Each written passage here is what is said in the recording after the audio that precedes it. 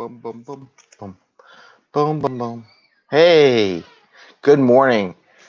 Welcome to the 5 a.m. Mester Scrum Show. And we have a ball from the boys up because it's not 5 a.m. So, of course, he woke up. It's only 6:19 a.m. in the morning.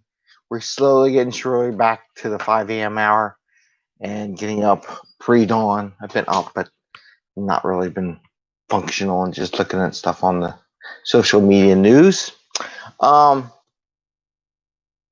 And this is the 5 a.m. Mester Scrum Show with Greg Mester, your Agile coach and Scrum Master, where we talk about Agile and Scrum in a practical and tactical way and try to get it so you get home to your family, bring more value to your customer, and have a little bit of fun along the way.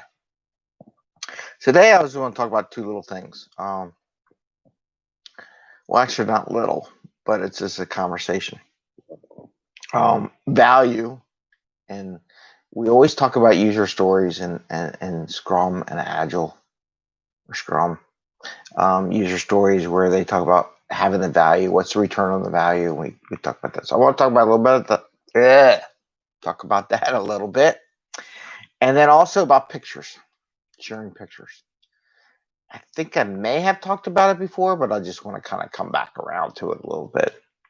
Especially since we're getting back into business and coronavirus stuff is lightening up in some places. And I saw some charts the other day that didn't look like it was too good in other countries. I hear India, Pakistan aren't doing too well.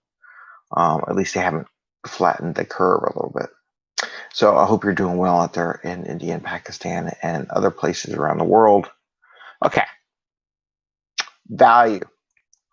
So yesterday, I got to attend and one thing about the coronavirus is a lot of these meetups are now virtual, so people can attend people all around the world.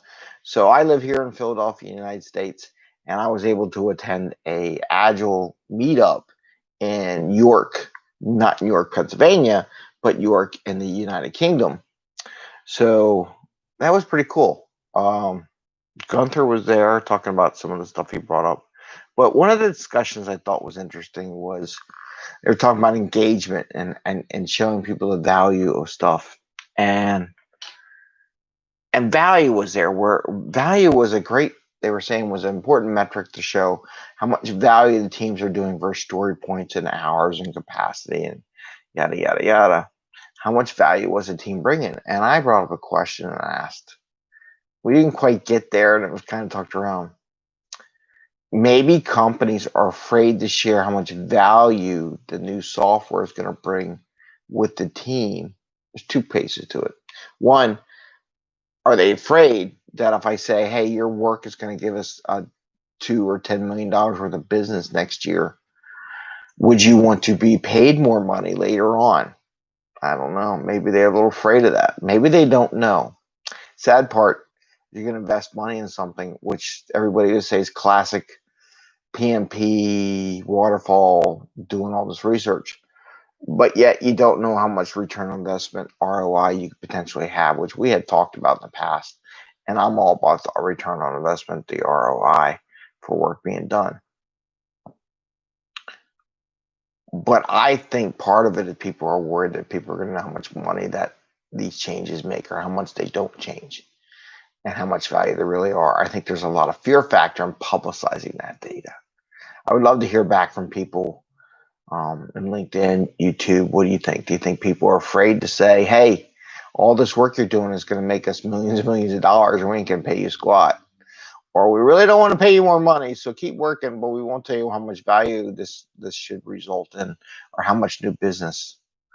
Sometimes you can't measure it because it doesn't really change. But then, so that was my thought. Oh, and the other one was the lag. How do you really know how much revenue you're going to generate until after the fact? So if you're trying to have a metric on this and you're saying, hey, we're coding on this thing, we're building a new site, how long does it really take before you find out how much value there is? Now, there is one big difference. Part of my conversation is talking about these giant conglomerate organizations versus a small startup organization. Small startup organization, everybody knows everything. You know, you have under 200 people. They know that so much work is going to produce so much revenue and help. But when you work with the organizations with thousands and 10,000s of people, you'll never know how much money there's such a distant relationship to value add that it's ridiculous. Some people try it in the business. I used to do it all the time when I worked for the Navy Department. I used to figure out how much savings I would have. And then when you add it all up, it became some astronomical number if it really did, even worst case scenarios.